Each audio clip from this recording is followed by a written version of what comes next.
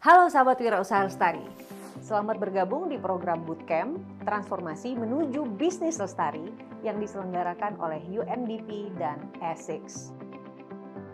Ini ada kasus nyata nih tentang sebuah bisnis yang memproduksi kerajinan dari kayu limbah.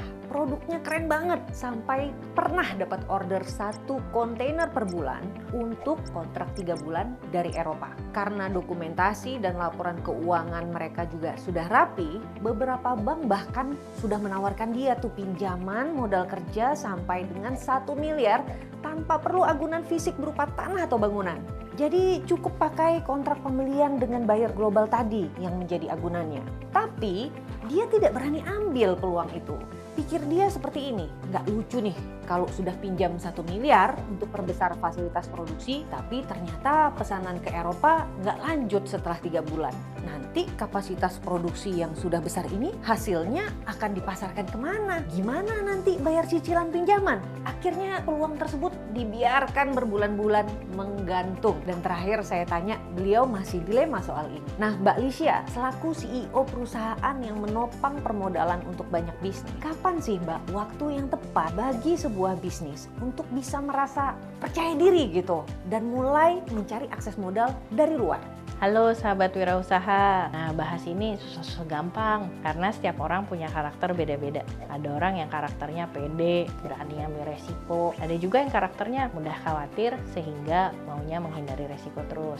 Tapi kalau dari pengamatan dan sharing pengalaman sesama investor, rasa percaya diri wirausaha untuk scale up itu umumnya bisa tumbuh dengan sendirinya kalau sudah ada bukti bahwa produk atau layannya dicintai konsumen.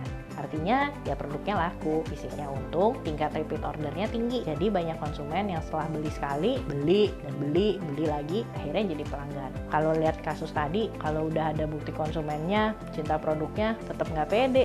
Nah, di tahapan ini biasanya perasaan nggak pede terjadi karena belum ada kesiapan pada sistem manajemen operasionalnya. Gini. Manajemen operasional ketika produksi 100 unit per hari beda dengan 1000 unit per hari, terlebih untuk produk kerajinan yang mungkin bergantung pada pengrajin yang tidak mudah untuk menghasilkan produk dengan standar mutu tertentu. Inilah mengapa kami mendorong agar sahabat sekalian memulai langkah dokumentasi standar mutu dan standar operasional sejak awal supaya sistemnya bisa lebih cepat diuji dan diperbaiki, sehingga ketika peluang seperti itu muncul bisa lebih siap menangkapnya. Makasih Mbak Lisha. Jadi faktor umum yang bisa membangun rasa pede untuk ekspansi dan mengakses modal adalah pertama nih, ada bukti bahwa produk kita memang dicintai oleh konsumen dan laris. Kedua, standar operasional dan standar mutu produk kita sudah teruji. Nah, sebelum kita bahas lebih dalam tentang ragam akses modal, saya akan coba jelaskan dulu nih ya tentang jenis-jenis akses modal yang perlu kita ketahui tapi berdasarkan tujuan penggunaannya. Hal ini berkaitan erat dengan model konsumen dari suatu bisnis. Apakah bisnis tersebut berjualan langsung ke konsumen akhir atau B2C atau berjualannya ke bisnis lain atau B2B. Ada juga yang jualannya ke pemerintah atau B2G. Tapi ada juga nih model unik yang lain namanya B2B2C, yaitu di mana sebuah bisnis mendistribusikan produknya melalui jaringan pemasaran milik bisnis lain agar produknya dia lebih mudah untuk ditemukan dan dibeli oleh konsumen akhir. Biasanya lewat sistem konsinyasi. Kalau bisnis yang 100% jual langsung ke konsumen akhir nih, umumnya tidak akan mengalami masalah arus kas karena transaksi ke konsumen akhir seringnya pakai sistem ada barang, ada uang. Jadi kalaupun butuh modal, biasanya tujuannya untuk investasi perluasan fasilitas produksi, teknologi, atau penambahan tempat usaha. Misalnya nih, mau bangun workshop produksi yang lebih besar, nambah cabang, dan lain-lain. Berbeda dengan bisnis yang misalnya sudah berjualan dengan bisnis lain atau ke pemerintah seperti B2B, B2G, atau B2B2C. Ini umumnya akan mulai punya masalah arus kas negatif. Mengapa? Karena bisnisnya harus terus mengeluarkan pembayaran untuk membeli bahan baku, membiayai proses produksi, belum lagi biaya-biaya distribusi. Sementara mereka baru bisa menerima pembayaran dari pembelinya 30 hari kemudian. atau bahkan ada yang 60-90 hari. Secara pencatatan pendapatan sih positif, ada pendapatan penjualan karena ada kontrak penjualannya di bulan tersebut. Tapi uangnya nggak ada. Lah, buat bayar mitra pemasok gimana? Buat bayar mitra produksi gimana? Disinilah muncul kebutuhan akses modal yang sifatnya untuk mendukung kelancaran modal kerja. Jadi, jenis akses modal berdasarkan tujuan penggunaannya itu ada dua. Satu, untuk modal investasi. Dua, untuk modal kerja. Masih ada loh jenis akses modal yang lain, mau tahu juga kan? Mbak Lisya, apalagi nih jenis akses modal berikutnya yang sahabat Wirausaha Lestari perlu ketahui?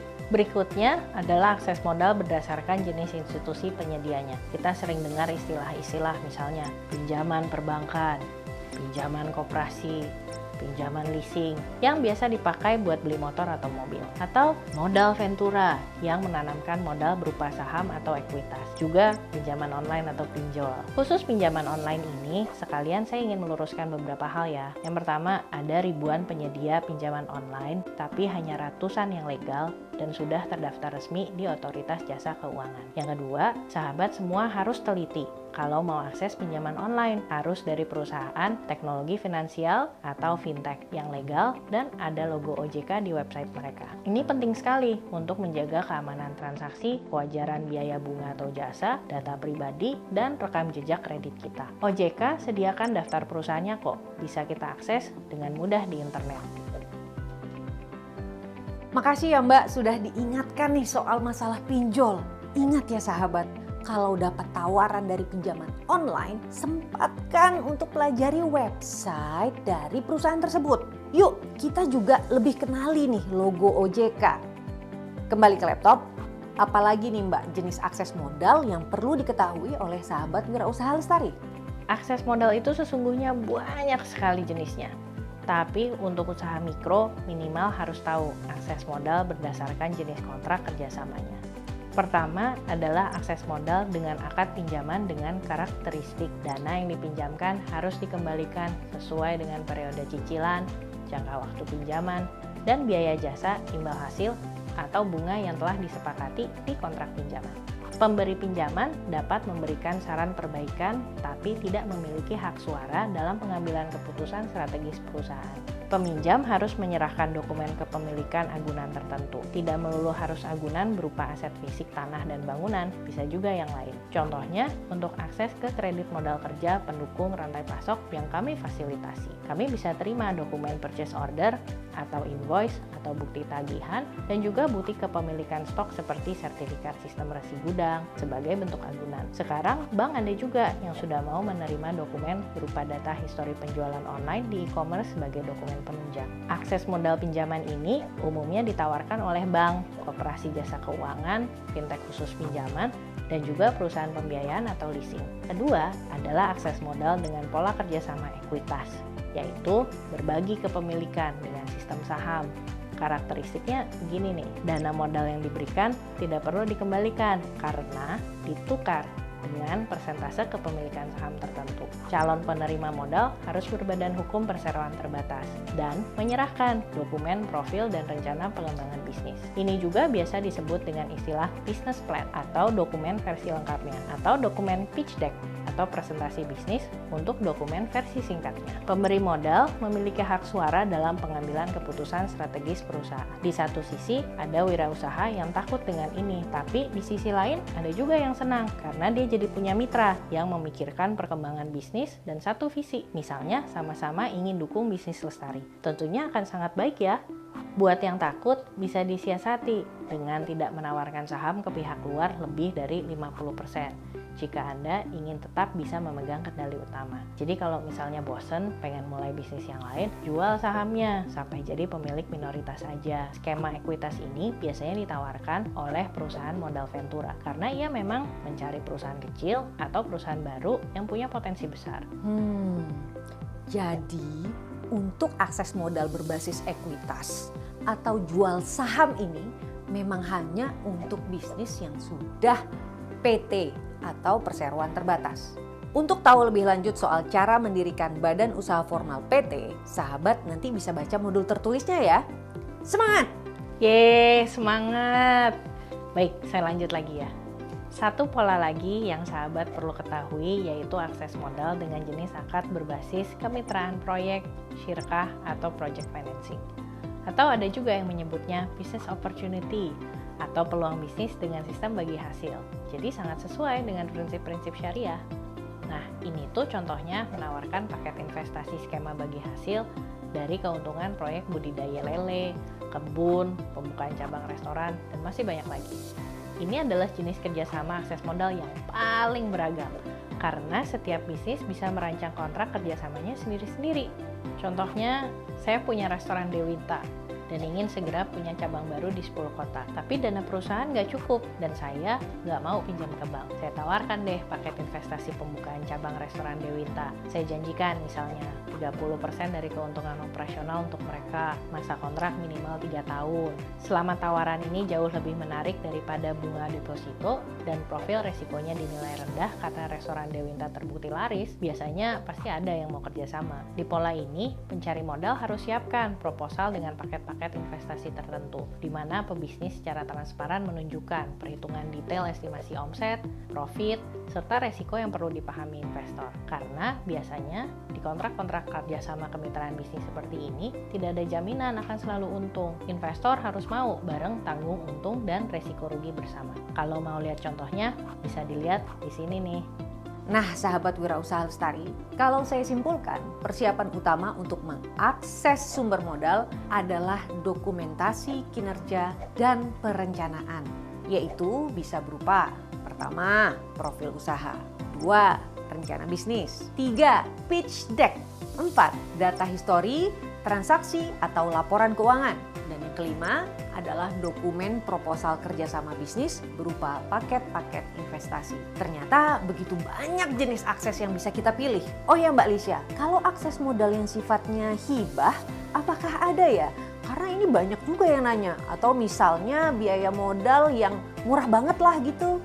Kalau merujuk ke bunga bank, untuk pinjaman ultramikro 10 juta ke bawah itu biasanya tarif biaya jasa atau bunganya sekitar ya 1,5 sampai 2% per bulan atau setahunnya 18 sampai 24%. Kalau di besaran 10 sampai 500 juta ini bisa di sekitar 12 sampai 18% per tahun. Dan kalau di atas 500 juta bisa lebih murah lagi. Ingat ya, angka tarif ini sama dengan harga cabai loh, bisa ganti-ganti juga. Jadi ini hanya angka kisaran ya. Nah, jika masa pinjamannya semakin pendek, misalnya cuma pinjam dana 30 hari atau 60 hari, biaya per bulannya biasanya sedikit lebih tinggi dari tarif umum bank tadi. Sama aja logikanya, kalau beli banyak kan biasanya lebih murah. Tapi kalau kita hanya butuhnya memang cuma 60 hari, ya itu juga bisa hemat sebenarnya. Karena walaupun lebih mahal, tapi hanya 2 bulan daripada bayar biaya untuk 1 tahun. Kalau sahabat mau mencari sumber modal yang lebih murah dari tarif yang umum, bisa coba akses program kredit usaha rakyat. Daftar bank, lembaga pembiayaan, dan koperasi penyaluran kur bisa dilihat di sini. Kalau mau cari modal hibah, bisa cari info dan ikut lomba-lomba wirausaha yang menawarkan hadiah menarik. Untuk ini ya juga pasti diminta proposal bisnis. Jadi selain produk laku, ada standar mutu dan operasional, tetap dokumentasi perencanaan itu perlu sekali. Kalau dulu waktu awal membangun bisnis semangatnya adalah mulai aja dulu. Nah, untuk naik kelas semangatnya adalah tulis aja dulu. Terima kasih Mbak Lisya. Untuk mendapatkan info-info terkait lomba berhadiah modal, sahabat bisa ikuti ya akun Instagram @apindo_umkm dan @ukm_indonesia_id. Supaya masih terus semangat, saya kasih pantun ya. 38711 2468. Tema permodalan telah kita bahas. Mari lanjut untuk merancang pertumbuhan. Sampai jumpa di video berikutnya.